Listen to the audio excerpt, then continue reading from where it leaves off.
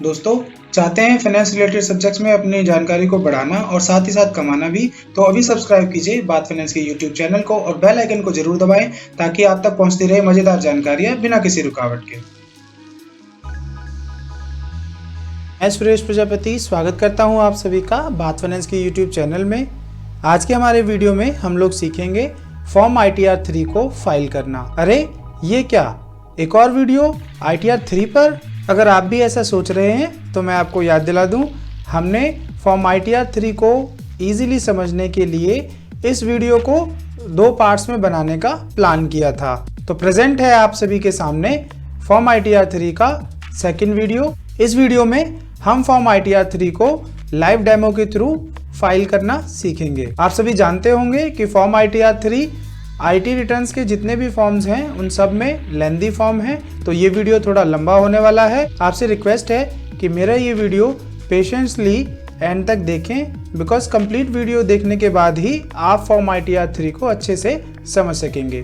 तो चलिए बिना देरी किए ये वीडियो शुरू करते हैं। ITR 3 रिटर्न को फाइल करने के फर्स्ट वीडियो में हम लोगों ने सीखा था कि ये फॉर्म किन किन एसएससीज के लिए एप्लीकेबल है, इस फॉर्म को फिल करने के लिए ऑफलाइन यूटिलिटी कैसे डाउनलोड की जाती है और उस ऑफलाइन यूटिलिटी के सारे कंटेंट हमने डिटेल में समझे थे। आज के हमारे वीडियो में हम लाइव डेमो के थ्रू फॉर्म ITR 3 को फिल करना सीखेंगे। फॉर्म को फिल करने के बाद XML फाइल कैसे जनरेट की जाती है ये भी सीखेंगे, और जनरेट की हुई XML फाइल को इनकम टैक्स रिटर्न पोर्टल पे कैसे अपलोड किया जाता है, ये कंप्लीट प्रोसेस आज के हमारे वीडियो में मैं आपको एक्सप्लेन करूंगा। तो चलिए वीडियो को फटाफट से शुरू करते हैं। फॉर्म ITR 3 को आप ऑनलाइन प्रिपेयर और सबमिट नहीं कर सकते हैं। इसके लिए आपको offline Excel utility income tax portal से डाउनलोड करनी पड़ती है। अगर आपको ये एक्सेल यूटिलिटी डाउनलोड करना नहीं आता है तो आई बटन पे क्लिक करके आप फॉर्म ITR 3 को फिल करने का हमारा पार्ट 1 का जो वीडियो है उसे देख सकते हैं। उसमें हमने ये प्रोसेस समझाया है। एक्सेल यूटिलिटी को डाउनलोड करके जब आप ओपन करेंगे तो आपके सामने इस तरीके की स्क्रीन ओपन होगी। यहाँ पर आपको एक पॉपअप में कुछ इंस्ट्रक्शन दी गई हैं। ग्रीन सेल्स में आपको डेटा एंट्री करनी है। रेड लेबल्स मैंडेटरी फील्ड्स को इंडिकेट कर रहे हैं। कट, कॉपी और पेस्ट करना मना है। ओके बटन पे क्लिक करने के बाद फॉर्म ITR 3 फिल करने के लिए आपके सामने ओपन हो जाएगा। यहाँ लोअर साइड पे काफ़ी सारे टैब्स दिए गए हैं। 1 बाय 1 हम इन टैब्स को फिल करेंगे। आइए सबसे पहले होम टैब को समझते हैं। फर्स्ट कॉलम में सीरियल नंबर गिवन है, इसके बाद शेड्यूल नेम दिए गए हैं। नेक्स्ट कॉलम में इनके कंप्लीट नेम दिए गए हैं। इसके बाद इस कॉलम में यहाँ पर शेड्यूल्स के डिस्क्रिप्शन दिए गए हैं। नेक्स्ट कॉलम में शेड्यूल्स को सिलेक्ट करने के लिए येस या नो का ऑप्शन दिया गया है। जो सेल्स ग्रीन है वहाँ पर आपको अपनी एप्लीकेबिलिटी के हिसाब से शेड्यूल को सिलेक्ट करने का ऑप्शन गिवन है। टैब पे क्लिक करके यस या नो आप अपनी कन्वीनियंस के हिसाब से सिलेक्ट कर सकते हैं। नेक्स्ट कॉलम में शीट्स को प्रिंट करने के लिए आपको यस या नो सिलेक्ट करना है और उसके बाद अप्लाई टैब पे क्लिक करना है। होम टैब में टोटल 44 शेड्यूल्स दिए गए हैं। जो भी शेड्यूल्स आप सिलेक्ट करेंगे वो शेड्यूल यहाँ पर लोअर साइड में आपके लिए एक्टिवेट हो जाएंगे। चलिए नेक्स्ट शेड्यूल को समझते हैं। Part a general. यहाँ फर्स्ट सेक्शन में आपको अपना नेम एंटर करना है। इसके बाद यहाँ पर आपको अपना पैन नंबर एंटर करना है। इसके बाद इस सेक्शन में यहाँ पे आपको अपना एड्रेस फिल करना है। आफ्टर दैट यहाँ पर आपको अपना ईमेल एड्रेस और मोबाइल नंबर एंटर करना है। इसके बाद नेक्स्ट सेक्शन में आपको अपना फाइलिंग सेक्शन सिलेक्ट करना है। यहाँ पर क्लिक करके एक टैब एक्टिवेट हो जाएगा। इस टैब से आपको अपना फाइलिंग सेक्शन सिलेक्ट करना है। नेक्स्ट सेक्शन में यहाँ से आपको अपना रेजिडेंशियल स्टेटस सिलेक्ट करना है। अगर आप रिवाइज रिटर्न फाइल कर रहे हैं तो यहाँ पर आपको अपनी ओरिजिनल रिटर्न का रिसीट नंबर एंटर करना है और यहाँ पर डेट ऑफ फाइलिंग। यहाँ पर आपको अपने रेजिडेंशियल स्टेटस की कंडीशन सिलेक्ट करनी है। इसके बाद नेक्स्ट सेक्शन में अगर आप 7th proviso to section 139 sub section 1 के अंडर अपनी रिटर्न फाइल करने हैं तो यस सिलेक्ट करना है। 7th proviso to section 139 sub section 1 क्या है अगर आपको नहीं पता है तो जानने के लिए आप हमारा ITR 1 का या ITR 4 का वीडियो देख सकते हैं। मैंने आई बटन पे दोनों को लिंक कर दिया है। इसके बाद यहाँ पर आपको अपना आधार नंबर एंटर करना है। अगर आपके पास आधार नंबर नहीं है तो यहाँ पर आप अपना आधार का एनरोलमेंट ID भी एंटर कर सकते हैं। नेक्स्ट सेक्शन में अगर आप सेक्शन 115H का रिलीफ क्लेम कर रहे हैं तो यस सिलेक्ट करना है। इसी तरीके से अगर आपके लिए पोर्तुगीज सिविल कोड एप्लीकेबल है तो यहाँ पर आपको यस सिलेक्ट करना है। नेक्स्ट सेक्शन उन लोगों के लिए एप्लीकेबल है जो किसी रिप्रेजेंटेटिव की कैपेसिटी में रिटर्न को फाइल कर रहे हैं। अगर किसी एसएससी की डेथ हो जाती है तो उस सिनेरियो में उसका लीगल रिप्रेजेंटेटिव उसके बिहाफ पे रिटर्न फाइल करता है। अगर आपके लिए ये एप्लीकेबल है तो आप यहाँ से यस सिलेक्ट करेंगे और बाकी की इंफॉर्मेशन यहाँ पर फर्निश करेंगे। नेक्स्ट पॉइंट में, अगर ड्यूरिंग द प्रीवियस ईयर आप किसी कंपनी में डायरेक्टर थे तो आपको यहाँ से यस सिलेक्ट करना है और रेलिवेंट इंफॉर्मेशन यहाँ पर फर्निश करनी है। नेक्स्ट पॉइंट में, अगर ड्यूरिंग द प्रीवियस ईयर आप किसी पार्टनरशिप फर्म में पार्टनर थे तो यहाँ पर आपको यस सिलेक्ट करना है और उसकी इंफॉर्मेशन यहाँ एंटर करनी है। इसी तरीके से नेक्स्ट पॉइंट में, अगर ड्यूरिंग द प्रीवियस ईयर आपने कोई अनलिस्टेड इक्विटी शेयर होल्ड किए थे तो यहाँ पर आपको यस सिलेक्ट करना है और उन शेयर्स की इंफॉर्मेशन यहाँ पर फर्निश करनी है। नेक्स्ट पॉइंट में, अगर आप इंटरनेशनल फाइनेंशियल सर्विस सेंटर में लोकेटेड है और फॉरेन कन्वर्टेबल एक्सचेंज के थ्रू आपको कोई इनकम अर्न हुई है तो यहाँ से इस ऑप्शन में आपको यस सिलेक्ट करना है। अगले पॉइंट में, अगर आप इनकम टैक्स के सेक्शन 44AA के under books of accounts maintain करने के लिए लायबल है तो आप यस सिलेक्ट करेंगे। इसके अगले पॉइंट में, अगर आप प्रिजम्पटिव टैक्सेशन के अंडर अपनी रिटर्न फाइल करना चाहते हैं तो आप यस सिलेक्ट करेंगे। अगर प्रीवियस क्वेश्चन के लिए आपका आंसर नो होता तो ये सेल आपके लिए एक्टिवेट हो जाते। उस सिनेरियो में यहाँ पर आपको अपनी टर्नओवर से रिलेटेड इंफॉर्मेशन फर्निश करनी होती है। पॉइंट नंबर बी में, अगर आप सेक्शन 44AB के अंडर ऑडिट के लिए लायबल हैं तो आप यस सिलेक्ट करेंगे और पॉइंट नंबर सी में अपने सीए से रिलेटेड इंफॉर्मेशन इस सेक्शन में फर्निश करेंगे। इस पॉइंट के अंडर अगर आप इनकम टैक्स के सेक्शन 92E के अंडर ऑडिट रिपोर्ट सबमिट करने के लिए लायबल हैं तो आपको यस सिलेक्ट करना है और फर्दर इंफॉर्मेशन यहाँ पर एंटर करनी है। नेक्स्ट पॉइंट के अंडर, अगर आप इनकम टैक्स के किसी अदर सेक्शन के अंडर ऑडिट रिपोर्ट फर्निश करने के लिए लायबल हैं तो यहाँ से आपको अपना रेलिवेंट सेक्शन सिलेक्ट करना है और अगर आपने इस सेक्शन के अंडर रिपोर्ट सबमिट की है तो यस सिलेक्ट करना है और फिर उसके बाद नेक्स्ट कॉलम में आपको रिपोर्ट फर्निश करने की डेट सिलेक्ट करनी है। नेक्स्ट पार्ट में, अगर आप इनकम टैक्स के अंडर ऑडिट के लिए लायबल नहीं है बट किसी अदर एक्ट के अंडर आपने ऑडिट रिपोर्ट फर्निश की है तो उससे रिलेटेड इन्फॉर्मेशन यहाँ पर आपको फर्निश करनी है। ये सारी इन्फॉर्मेशन फर्निश करने के बाद आपको स्क्रॉल करके ऊपर आ जाना है, फिर आपको राइट स्क्रॉल करना है, इसके बाद आपको वैलिडेट बटन पे क्लिक करना है। इसके बाद आपके सामने पॉपअप ओपन हो जाएगा। आप देख सकते हैं यहाँ पर लिखा हुआ है कि आपकी शीट ओके है। ओके बटन पे क्लिक करने के बाद आपको नेक्स्ट बटन पे क्लिक करना है जिससे कि आप नेक्स्ट स्टेप पे स्विच कर जाएंगे। ये शेड्यूल नेचर ऑफ बिजनेस का है। यहाँ पर ड्रॉप डाउन लिस्ट में से आपको अपने बिजनेस या प्रोफेशन का रेलिवेंट कोड सिलेक्ट करना है और इसके बाद नेक्स्ट कॉलम में अपने बिजनेस का नेम एंटर करना है। इसके बाद वैलिडेट बटन पे क्लिक करना है, ओके करना है, नेक्स्ट बटन पे क्लिक करना है जिससे आप अगले शेड्यूल पर स्विच कर जाएंगे। ये टैब बैलेंस शीट से रिलेटेड है। एज ऑन 31 मार्च 2020 आपके बुक्स ऑफ अकाउंट्स के हिसाब से जो भी बैलेंसेस रिफ्लेक्ट कर रहे हैं वो यहाँ पर आपको एंटर करने हैं। जो लोग regular books of accounts maintain करते हैं पॉइंट नंबर 1 to 5 उनके लिए एप्लीकेबल है और जो लोग बुक्स ऑफ अकाउंट्स मेंटेन नहीं करते हैं उन्हें पॉइंट नंबर 6 फिल करना होगा। First section sources of fund का है। पॉइंट नंबर 1 पे आपको कैपिटल से रिलेटेड इन्फॉर्मेशन एंटर करनी है। पॉइंट नंबर 2 में लोन से रिलेटेड इन्फॉर्मेशन आपको फर्निश करनी है।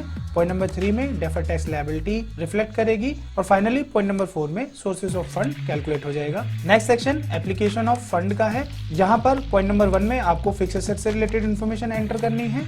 इसके बाद पॉइंट नंबर 2 में इन्वेस्टमेंट्स की इन्फॉर्मेशन आएगी। पॉइंट नंबर 3 में आपको current assets, loan and advances की इन्फॉर्मेशन फर्निश करनी है। पॉइंट नंबर 4 में आपको डेफर्ड टैक्स एसेट्स के बारे में इन्फॉर्मेशन एंटर करनी है और फाइनली पॉइंट नंबर 5 में एप्लीकेशन ऑफ फंड कैलकुलेट हो जाएगा। Point number 6 non accounts case के लिए एप्लीकेबल है। यहाँ पर जो लोग बुक्स ऑफ अकाउंट्स मेंटेन नहीं करते हैं वो अपने debtor, creditor, stock in trade और कैश बैलेंस की इंफॉर्मेशन फर्निश करेंगे। नेक्स्ट स्टेप मैन्युफैक्चरिंग अकाउंट का है। पॉइंट नंबर 1 to 3 जो लोग बुक्स ऑफ अकाउंट्स मेंटेन करते हैं उनके लिए एप्लीकेबल है और जो लोग बुक्स ऑफ अकाउंट्स मेंटेन नहीं करते हैं उन्हें अपनी इंफॉर्मेशन पॉइंट नंबर 61 से 65 में फर्निश करनी होगी। यहाँ पर आपको अपने मैन्युफैक्चरिंग अकाउंट से रिलेटेड इन्फॉर्मेशन फर्निश करनी है। जैसे पॉइंट नंबर ए में आपको WIP और रॉ मटेरियल की इन्फॉर्मेशन दिखानी है। पॉइंट नंबर बी में परचेजेस, पॉइंट नंबर सी में direct wages, point number D में आपको डायरेक्ट एक्सपेंसेस, पॉइंट नंबर ई में फैक्ट्री ओवरहेड की इन्फॉर्मेशन फर्निश करनी है और पॉइंट नंबर 2 में आपको क्लोजिंग स्टॉक्स की इन्फॉर्मेशन फर्निश करनी है। फाइनली पॉइंट नंबर 3 में आपका cost of goods produce calculate हो जाएगा। नेक्स्ट शेड्यूल ट्रेडिंग अकाउंट का है। यहाँ पर भी point number 4 to 12 regular books of accounts maintain करने वालों के लिए है। पॉइंट नंबर 4 में आपको रिवेन्यू फ्रॉम ऑपरेशन कैलकुलेट करना है। यहाँ पर अलग अलग हेड्स में जो भी आपके रिवेन्यूज हैं उनकी इन्फॉर्मेशन आपको फर्निश करनी है। इसके बाद पॉइंट नंबर 5 से लेकर पॉइंट नंबर 10 में आपको ट्रेडिंग अकाउंट से रिलेटेड एक्सपेंसेस के फिगर्स एंटर करने हैं और पॉइंट नंबर 12 में आपका ग्रॉस प्रॉफिट कैलकुलेट हो जाएगा। Next schedule profit and loss का है। Point number 13 to 60 regular books of accounts maintain करने वाले एसएससीज के लिए है। पॉइंट नंबर 13 में आपका प्रीवियस शेड्यूल से ग्रॉस प्रॉफिट ऑटो कैप्चर हो जाएगा। इसके बाद पॉइंट नंबर 14 में आपको अदर इनकम्स की इन्फॉर्मेशन फर्निश करनी है। जिसके बाद पॉइंट नंबर 15 में आपका total credit of profit and loss account calculate हो जाएगा। पॉइंट नंबर 16 से लेकर पॉइंट नंबर 52 तक आपको प्रॉफिट एंड लॉस से रिलेटेड जितने भी एक्सपेंसेस हैं उनके फिगर्स रेलिवेंट स्पेसिस में एंटर करने हैं। जिसके बाद net profit before taxes point number 53 में यहाँ पर ऑटो कैलकुलेट हो जाएगा। इस सेक्शन में आपको इनकम टैक्स के लिए प्रोविजन करना है। इनकम टैक्स का प्रोविजन करने के बाद आपका final figure to be carry forward to proprietors account calculate होकर पॉइंट नंबर 60 में रिफ्लेक्ट करेगा। जैसा कि मैंने आपको बताया था, जो लोग regular books of accounts maintain नहीं करते हैं उनको अपनी इन्फॉर्मेशन पॉइंट नंबर 61 से 65 में फर्निश करनी है। तो चलिए समझते हैं ये इन्फॉर्मेशन हमें कैसे एंटर करनी है। Point number 61 presumptive business under section 44 AD के लिए एप्लीकेबल है। यहाँ पर आपको अपने बिजनेस का नेम एंटर करना है। इस लिस्ट में से आपको अपने बिजनेस का कोड सिलेक्ट करना है। अगर आप इस कंप्रिहेंसिव लिस्ट में से अपने बिजनेस का कोड सिलेक्ट करने में अनेबल हैं तो आप मुझे कमेंट बॉक्स में कमेंट करके बता सकते हैं। मैं आपको आपके बिजनेस का रेलेवेंट कोड सिलेक्ट करके बता दूंगा। इसके बाद यहाँ पर आपको अपना डिस्क्रिप्शन सिलेक्ट करना है। इसके बाद पॉइंट नंबर 1 में यहाँ पर आपको अपनी ग्रॉस टर्नओवर की या ग्रॉस रिसीट की इन्फॉर्मेशन फर्निश करनी है। पॉइंट नंबर ए में आपको बैंकिंग चैनल के थ्रू जो भी टर्नओवर हुई है उसकी इन्फॉर्मेशन एंटर करनी है और पॉइंट नंबर बी में कैश टर्नओवर की। इसके बाद पॉइंट नंबर बी में आपको अपनी प्रिजम्पटिव इनकम डिक्लेयर करनी है। इसके पॉइंट नंबर ए में जो भी टर्नओवर आपने बैंकिंग चैनल के थ्रू अर्न की है उसका 6% या उससे ज्यादा अमाउंट एज इनकम शो करना है। और पॉइंट नंबर बी में जो टर्नओवर आपने कैश में अर्न की है उसका 8% या उससे ज्यादा एज इनकम शो करना है। Point number 62 presumptive income from professions under section 44 ADA के लिए एप्लीकेबल है। जो एसएससी किसी प्रोफेशन को रन करते हैं उनके लिए ये सेक्शन एप्लीकेबल है। यहाँ पर आपको बिजनेस का नेम एंटर करना है। सिमिलरली यहाँ पर बिजनेस का कोड सिलेक्ट करना है। इसके बाद डिस्क्रिप्शन एंटर करना है। पॉइंट नंबर 1 में ग्रॉस रिसीट एंटर करनी है और पॉइंट नंबर 2 में आपको प्रिजम्पटिव इनकम एंटर करनी है। प्रोफेशंस के केस में आपकी इनकम ग्रॉस रिसीट के 50% या इससे ज्यादा के बराबर होनी चाहिए। पॉइंट नंबर 63 ट्रांसपोर्ट बिजनेसेस के लिए एप्लीकेबल है। जो ट्रांसपोर्ट बिजनेस इनकम टैक्स के सेक्शन 44 AE के अंडर प्रिजम्पटिव टैक्सेशन का एडवांटेज लेना चाहते हैं वो यहाँ पर अपने बिजनेस का नेम एंटर करेंगे, बिजनेस का कोड सिलेक्ट करना है। इसके बाद यहाँ पर डिस्क्रिप्शन एंटर करना है। यहाँ पर आपको अपने व्हीकल्स की इन्फॉर्मेशन फर्निश करनी है। इसके बाद यहाँ पर आपको अपनी प्रिजम्पटिव इनकम शो करनी है। पॉइंट नंबर 64 उन एसएससीज के लिए एप्लीकेबल है जिन्होंने बुक्स ऑफ अकाउंट्स मेंटेन नहीं किया है और ना ही वो प्रिजम्पटिव टैक्सेशन को ऑप्ट करना चाहते हैं। तो इस सेक्शन में वो अपनी इनकम फर्निश कर सकते हैं। पॉइंट नंबर 65 स्पेकुलेटिव बिजनेसेस के लिए एप्लीकेबल है। Next schedule income from salary से रिलेटेड है। यहाँ पर आपको अपने एम्प्लॉयर से रिलेटेड इन्फॉर्मेशन फर्निश करनी है। यहाँ पर एम्प्लॉयर का नेम एंटर करना है। नेचर ऑफ एम्प्लॉयर में से आप central government, state government, public sector undertaking या अदर सिलेक्ट कर सकते हैं। इसके बाद इस सेक्शन में यहाँ पर आपको अपने एम्प्लॉयर का एड्रेस सिलेक्ट करना है। यहाँ पर पिन कोड एंटर करना है। फर्स्ट पॉइंट में आपको ग्रॉस सैलरी से रिलेटेड इन्फॉर्मेशन एंटर करनी है। पॉइंट नंबर बी में परक्विजिट की इन्फॉर्मेशन एंटर करनी है और पॉइंट नंबर सी में profit in lieu of salary की इन्फॉर्मेशन फर्निश करनी है। अगर आप प्रीवियस ईयर में एक से ज्यादा एम्प्लॉयर के पास एम्प्लॉयड थे तो ऐड सैलरी टैब पे क्लिक करके आप जितने चाहें उतने एम्प्लॉयर की इन्फॉर्मेशन फर्निश कर सकते हैं। जैसे मैंने यहाँ पर सेकेंड एम्प्लॉयर की इन्फॉर्मेशन भी फर्निश की है। इसके बाद पॉइंट नंबर 2 में total gross salary from all employers calculate हो जाएगी। पॉइंट नंबर 3 में अगर कोई एग्जाम्प्ट अलाउंसेज आपके लिए एप्लीकेबल है तो उनकी इन्फॉर्मेशन फर्निश करनी है, जिसके बाद पॉइंट नंबर 4 में नेट सैलरी कंप्यूट हो जाएगी। पॉइंट नंबर 5 में डिडक्शन अंडर सेक्शन 16 कैलकुलेट होंगी। 50,000 का स्टैंडर्ड डिडक्शन ऑटोमेटिकली यहाँ पर कैलकुलेट हो गया है। इसके अलावा अगर एंटरटेनमेंट अलाउंस या प्रोफेशनल टैक्स आपके लिए एप्लीकेबल है तो उसकी इन्फॉर्मेशन यहाँ पर आप फर्निश करेंगे। और पॉइंट नंबर 6 में आपकी total income chargeable under the head salary calculate हो जाएगी। Next schedule business and profession का है। यहाँ पर income from business and profession calculate होगी। इसके पॉइंट नंबर ए में income from business and profession other than speculative business और स्पेसिफाइड बिजनेस की इनकम कैलकुलेट होगी। पॉइंट नंबर 1 में प्रॉफिट एंड लॉस शेड्यूल से ऑटोमेटिकली बिजनेस इनकम कैलकुलेट होकर reflect करने लगेगी। इसके पॉइंट नंबर 2 से लेकर 37 तक आपको अपने बिजनेस और प्रोफेशन से रिलेटेड एक्सपेंसेस, डिडक्शन, एग्जम्पशन और अलाउंसेस की काफ़ी सारी इंफॉर्मेशन रेलिवेंट सेक्शंस में एंटर करनी है। जिसके बाद यहाँ पॉइंट नंबर 38 में आपकी total income from business and profession other than speculative business और स्पेसिफाइड बिजनेस कैलकुलेट हो जाएगी। पॉइंट नंबर बी में स्पेकुलेटिव बिजनेसेस की इंफॉर्मेशन कंप्यूट होगी। इसके पॉइंट नंबर 40 में automatically profit and loss schedule से इनकम कैलकुलेट होके आ जाएगी। कुछ अदर इन्फॉर्मेशन फर्निश करने के बाद पॉइंट नंबर 43 में आपकी स्पेकुलेटिव बिजनेस कैलकुलेट होगी। इसी तरीके से पॉइंट नंबर सी में specified business under section 35 AD की इंफॉर्मेशन फर्निश की जाएगी। इसके बाद फाइनली पॉइंट नंबर डी में income chargeable under the head PGBP calculate हो जाएगी। पॉइंट नंबर ई में आपको intra head set of business losses for current year की इंफॉर्मेशन फर्निश करनी है। नेक्स्ट टैब कैपिटल गेन्स का है। पॉइंट नंबर ए में शॉर्ट टर्म कैपिटल गेन की इंफॉर्मेशन एंटर करनी है। इसका पॉइंट नंबर 1 लैंड और बिल्डिंग या दोनों से रिलेटेड कैप गेन की इंफॉर्मेशन फर्निश करने के लिए है। पॉइंट नंबर 2 में स्लम सेल से रिलेटेड कैप गेन की इंफॉर्मेशन आपको फर्निश करनी है। इसी तरीके से पॉइंट नंबर 3 में इक्विटी शेयर्स और unit of equity oriented mutual fund से रिलेटेड अगर कोई कैपिटल गेन आपको ड्यूरिंग द प्रीवियस ईयर हुआ है तो उसकी इन्फॉर्मेशन फर्निश करनी है। आप देख सकते हैं हमने यहाँ पर अपनी रेलिवेंट इन्फॉर्मेशन एंटर की है। इसी तरीके से पॉइंट नंबर 6 से लेकर पॉइंट नंबर 9 तक other short term capital gains की इन्फॉर्मेशन फर्निश करने के बाद पॉइंट नंबर 10 में total short term capital gains calculate हो जाएंगे। इस शेड्यूल का point number B long term capital gain से रिलेटेड है।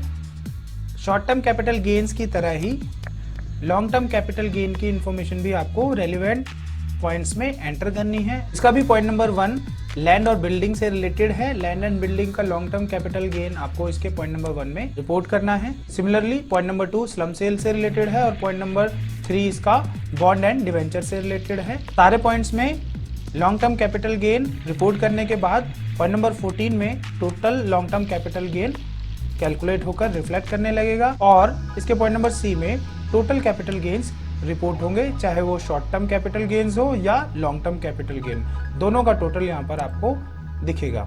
अगर आप पॉइंट नंबर डी में इनकम टैक्स के सेक्शन 54 के अंदर कोई भी डिडक्शन क्लेम करना चाहते हैं तो उसकी इंफॉर्मेशन यहाँ पर इस सेक्शन में आपको एंटर करनी है और फिर टोटल डिडक्शन क्लेम यहाँ पर रिफ्लेक्ट करेगी। पॉइंट नंबर ई में आपको करंट ईयर के कैपिटल लॉसेस कैपिटल गेन के अगेंस्ट में एडजस्ट करने के लिए ये सेक्शन दिया गया है। यहाँ पर आप चाहें तो करंट ईयर के कैपिटल गेन्स के अगेंस्ट में करंट ईयर के कैपिटल लॉसेस को एडजस्ट कर सकते हैं। पॉइंट नंबर एफ में आपको एक्रूअल या रिसीप्ट ऑफ कैपिटल गेन की इंफॉर्मेशन फर्निश करनी है। Next schedule income from other sources से रिलेटेड है। इसके पॉइंट नंबर 1 में जो इनकम टैक्स के नॉर्मल टैक्स रेट से एप्लीकेबल है उसकी इन्फॉर्मेशन फर्निश करनी है। पॉइंट नंबर ए में डिविडेंड दिखाना है। पॉइंट नंबर बी में इंटरेस्ट इनकम शो करनी है। पॉइंट नंबर सी में रेंटल इनकम शो करनी है। पॉइंट नंबर डी में आपको सेक्शन 56 से रिलेटेड इनकम फर्निश करनी है।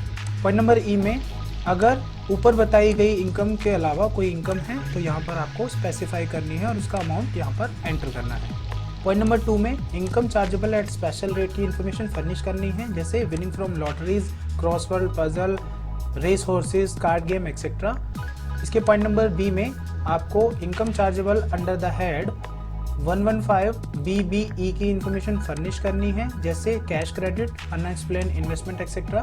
पॉइंट नंबर डी में ऊपर बताई गई कोई भी इनकम के अलावा कोई अदर इनकम है तो उसकी इंफॉर्मेशन फर्निश करनी है। इसी तरीके से point number E and F में भी कुछ अदर इनकम की इंफॉर्मेशन आपको फर्निश करनी है। पॉइंट नंबर 3 में आपको सेक्शन 57 के अंडर डिडक्शंस क्लेम करनी है। पॉइंट नंबर 4, 5 में कुछ अदर इन्फॉर्मेशन फर्निश करने के बाद पॉइंट नंबर 6 में आपकी अदर सोर्सेज की income chargeable eight normal applicable rate calculate हो जाएगी और पॉइंट नंबर 7 में आपकी बैलेंस इनकम कैलकुलेट हो जाएगी। पॉइंट नंबर 8 में आपको रिसोर्सेज से रिलेटेड इन्फॉर्मेशन फर्निश करनी है और पॉइंट नंबर 10 में आपको एक्रूअल या receipt of income from other sources की इन्फॉर्मेशन एंटर करनी है। इसके बाद next schedule current year losses and brought forward losses का है। इसके पहले सेक्शन में यहाँ पर आपको करंट ईयर के लॉसेस को करंट ईयर की इनकम के अगेंस्ट में एडजस्ट करने का ऑप्शन गिवन है। आप देख सकते हैं यहाँ इस कॉलम में आपको इनकम के डिफरेंट हेड्स शो किए गए हैं और उनकी करस्पॉन्डिंग करंट ईयर इनकम यहाँ पर इस कॉलम में रिफ्लेक्ट कर रही है। आप कॉलम नंबर 2, 3 एंड 4 में रेस्पेक्टिव हेड्स के लॉसेस को कॉलम नंबर 1 की इनकम्स के अगेंस्ट में एडजस्ट कर सकते हैं और कॉलम नंबर 5 में आपकी remaining income after current year losses calculate हो जाएंगी। इसके सेकेंड सेक्शन में आपको ब्रॉड फॉरवर्ड लॉसेस को सेट ऑफ करने के लिए ऑप्शन दिया गया है। कॉलम नंबर 2, 3 एंड 4 में आप brought forward losses, brought forward depreciation और brought forward allowances under section 35 subsection 4 को सेट ऑफ कर सकते हैं करंट ईयर की इनकम्स के अगेंस्ट में और कॉलम नंबर 5 में करंट ईयर इनकम कैलकुलेट होंगी आफ्टर ब्रॉड फॉरवर्ड लॉसेस। इसके बाद यहाँ पर इस सेक्शन में remaining income after set off all losses calculate होकर रिफ्लेक्ट करने लगेगी। Next schedule carry forward of losses का है। ऐसे लॉसेस जो करंट ईयर की इनकम के अगेंस्ट में पूरी तरीके से सेट ऑफ नहीं हो पाए हैं और हम फ्यूचर ईयर्स में उनको सेट ऑफ करने के लिए कैरी फॉरवर्ड कर रहे हैं, यहाँ पर उसकी इंफॉर्मेशन रिफ्लेक्ट करेगी। आप देख सकते हैं यहाँ पर इस कॉलम में आपको डिफरेंट असेसमेंट ईयर्स गिवन हैं और उनकी डेट ऑफ फाइलिंग आपको इस कॉलम में एंटर करनी है। इसके बाद इनकम के अलग अलग हेड से रिलेटेड लॉसेस को रिपोर्ट करने के लिए आपको कॉलम्स दिए गए हैं। इन अलग अलग हेड्स में आपको अलग अलग फाइनेंशियल ईयर के लॉसेस जो आप कैरी फॉरवर्ड करना चाहते हैं वो यहाँ पर रिपोर्ट करने हैं। नेक्स्ट शेड्यूल 80D है। यहाँ पर आपको मेडिक्लेम से रिलेटेड एक्सपेंसेस को अगर आप क्लेम करना चाहते हैं अपनी ITR में तो उसकी इंफॉर्मेशन फर्निश करनी है। पॉइंट नंबर 1 में इस टैब पे क्लिक करके अगर ड्यूरिंग द प्रीवियस ईयर आपकी फैमिली में आपके पेरेंट्स को एक्सक्लूड करते हुए कोई भी पर्सन अगर सीनियर सिटीजन है तो आपको यस सिलेक्ट करना है, अदरवाइज नो सिलेक्ट करना है। और अगर आप मेडिकल एक्सपेंसेस का डिडक्शन क्लेम नहीं करना चाहते हैं तो नॉट क्लेमिंग फॉर सेल्फ और फैमिली सिलेक्ट करेंगे। इसके बाद ग्रीन सेल्स में आपको एक्सपेंसेस के फिगर एंटर करने हैं। इसी तरीके से पॉइंट नंबर 2 में अगर आपके पेरेंट्स सीनियर सिटीजन हैं तो आपको यस सिलेक्ट करना है, अदरवाइज नो सिलेक्ट करना है। और उससे रिलेटेड हेल्थ इंश्योरेंस या प्रिवेंटिव हेल्थ चेकअप के एक्सपेंसेस यहाँ पर ग्रीन सेल्स में आपको एंटर करने हैं। पॉइंट नंबर 3 में total amount of eligible deduction calculate हो जाएगा। नेक्स्ट शेड्यूल चैप्टर 6 से रिलेटेड डिडक्शंस का है। अगर आपने 1 अप्रैल 2020 से 31 जुलाई 2020 के बीच कोई भी इन्वेस्टमेंट की है या कोई सेविंग की है और उसका बेनिफिट आप इस ITR में क्लेम करना चाहते हैं तो यहाँ से इस ड्रॉप डाउन मेन्यू में आपको यस सिलेक्ट करना है, अदरवाइज नो। इसके बाद इसके पॉइंट नंबर 1 में अगर ड्यूरिंग द प्रीवियस ईयर आपने कोई भी इन्वेस्टमेंट की है या कोई सेविंग की है और उसका डिडक्शन आप इस ITR में क्लेम करना चाहते हैं तो रेलिवेंट सेक्शन के करस्पॉन्डिंग सेल में आपको उसकी फिगर एंटर करनी है। फॉर एग्जाम्पल अगर मैंने सेक्शन 80C के अंडर कोई सेविंग की है या कोई इन्वेस्टमेंट की है तो यहाँ इस सेल में मैं उसका अमाउंट एंटर करूंगा। इसी तरीके से अदर सेक्शंस के लिए भी रेलिवेंट स्पेसेस प्रोवाइड किए गए हैं। आप अपनी एप्लीकेबिलिटी के हिसाब से या अपनी सेविंग्स के हिसाब से उसका अमाउंट यहाँ पर एंटर कर सकते हैं। और फाइनली पार्ट बी में यहाँ टोटल अमाउंट ऑफ डिडक्शन आपका कैलकुलेट हो जाएगा। इसके पॉइंट नंबर 2 में पार्ट सी के अंडर स्पेसिफाइड इनकम से रिलेटेड डिडक्शंस के लिए स्पेसेस प्रोवाइड किए गए हैं। अगर आप सेक्शन 80IA या अदर बिजनेस रिलेटेड डिडक्शन जो कि आपको सेक्शन 80 के अंडर मिलती हैं वो क्लेम करना चाहते हैं तो ग्रीन सेल्स में उनकी इंफॉर्मेशन आपको फर्निश करनी है। इसके बाद इसके पॉइंट नंबर 3 में अगर आपको इंटरेस्ट से रिलेटेड या पर्सन विद डिसेबिलिटी से रिलेटेड कोई डिडक्शन क्लेम करनी है तो यहाँ पर उसका अमाउंट आप एंटर करेंगे और फाइनली पॉइंट नंबर 4 में आपका total amount of deduction calculate होकर रिफ्लेक्ट करने लगेगा। Next schedule part B TI से रिलेटेड है। इस शेड्यूल के अंदर हम टोटल इनकम और टोटल टैक्सेबल इनकम कैलकुलेट करेंगे, लेकिन इससे पहले हमें नेक्स्ट शेड्यूल को फिल करना होगा जो कि वेरिफिकेशन से रिलेटेड है। इस शेड्यूल के अंदर यहाँ पर आपका नेम ऑटोमेटिकली रिफ्लेक्ट करेगा। इसके बाद यहाँ पर आपको अपना फादर नेम एंटर करना है। इस सेल में आपको अपनी कैपेसिटी सिलेक्ट करनी है। इसके बाद अपना पैन नंबर एंटर करना है और डेट ऑटोमेटिकली कैप्चर हो जाएगी। चलिए हम फिर से पार्ट बी TI शेड्यूल पर आ जाते हैं। इसके पॉइंट नंबर 1 में income under head salary automatically reflect करेगी। पॉइंट नंबर 2 में income from house property reflect करेगी। पॉइंट नंबर 3 में income chargeable under the head business और प्रोफेशन शो करेगी। पॉइंट नंबर 4 में कैप गेन से रिलेटेड इन्फॉर्मेशन रिफ्लेक्ट करेगी। पॉइंट नंबर 5 में अदर सोर्सेज की इनकम रिफ्लेक्ट करेगी। इसके बाद पॉइंट नंबर 6 में हेड वाइज इनकम का टोटल रिफ्लेक्ट करेगा। पॉइंट नंबर 7 से 9 में लॉसेस को सेट ऑफ, ब्रॉड फॉरवर्ड और कैरी फॉरवर्ड करने की इंफॉर्मेशन शो होगी। पॉइंट नंबर 10 में आपकी ग्रॉस टैक्सेबल इनकम रिफ्लेक्ट करेगी। इसके बाद पॉइंट नंबर 12 में आपकी चैप्टर 6A की टोटल डिडक्शन रिफ्लेक्ट करेंगी। इसके बाद पॉइंट नंबर 14 में आपकी total income after deduction reflect करेगी। इसका पार्ट बी TTI है जहां पर हम इनकम टैक्स की लायबिलिटी को कैलकुलेट करेंगे। इनकम टैक्स की लायबिलिटी को कैलकुलेट करने के लिए आपको शीट को स्क्रॉल करके ऊपर आना है। इसके बाद आपको कैलकुलेट टैक्स बटन पे क्लिक करना है। इसके बाद आपके सामने एक पॉपअप ओपन होगा जिससे कि आपकी रिटर्न प्रोसेस हो जाएगी। पार्ट बी TTI के अंदर आपकी टैक्स लायबिलिटी कैलकुलेट होकर रिफ्लेक्ट करने लगेगी। मेरे केस में बिकॉज मेरी टैक्सेबल इनकम 5 लाख से नीचे है तो इसलिए मुझे सेक्शन 87A के अंदर पूरे टैक्स का टैक्स रिलीफ मिल गया है और मेरी फाइनल टैक्स लायबिलिटी पेबल जो है वो 0 हो गई है। पॉइंट नंबर 4 से 8 में आपको कुछ अदर इन्फॉर्मेशन फर्निश करने के बाद फाइनली पॉइंट नंबर 9 में एग्रीगेट टैक्स लायबिलिटी कैलकुलेट होकर दिखने लगेगी। नेक्स्ट सेक्शन में टैक्सेस पेड की इन्फॉर्मेशन शो होगी कि पॉइंट नंबर A में आपके एडवांस टैक्स रिफ्लेक्ट करेंगे। पॉइंट नंबर B में TDS, C में TCS और D में अगर आपने कोई सेल्फ असेसमेंट टैक्स पे किया है तो उसकी इन्फॉर्मेशन रिफ्लेक्ट करेगी और यहाँ पर टोटल टैक्सेस पेड की इन्फॉर्मेशन इस सेल में दिखेगी। पॉइंट नंबर 11 में आपका अमाउंट अगर कुछ पेबल है सारे टैक्सेस पेड एडजस्ट करने के बाद तो यहाँ पर रिफ्लेक्ट करेगा। अगर आपका कोई रिफंड बनता है तो पॉइंट नंबर 12 में रिफ्लेक्ट करेगा। पॉइंट नंबर 13 में आपको अपने बैंक अकाउंट की इन्फॉर्मेशन फर्निश करनी है और इनमें से कोई एक बैंक अकाउंट सिलेक्ट करना है रिफंड के लिए। पॉइंट नंबर 14 के अंदर अगर आपका out of India during the previous year कोई फॉरेन एसेट्स था या आपकी उस फॉरेन एसेट से कोई इनकम आपने ड्रॉ की है तो यहाँ पर आपको ये सिलेक्ट करना है। और पॉइंट नंबर 15 में अगर आपने अपनी रिटर्न टैक्स रिटर्न प्रिपेयर के थ्रू प्रिपेयर कराई है तो उसकी इन्फॉर्मेशन फर्निश करनी है। इसके बाद फिर से आपको स्क्रॉल करते हुए ऊपर आना है और जनरेट एक्सएमएल बटन पे क्लिक करना है जिसके बाद ये पॉपअप ओपन हो जाएगा और आपकी रिटर्न की प्रोसेसिंग स्टार्ट हो जाएगी। इसके बाद आपके सामने अलर्ट का ये एक पॉपअप ओपन हो जाएगा। इसकी इन्फॉर्मेशन को आप केयरफुली रीड कर लीजिए। इसके बाद ओके बटन पे क्लिक करना है। इसके बाद एक और पॉपअप आपके सामने ओपन हो जाएगा।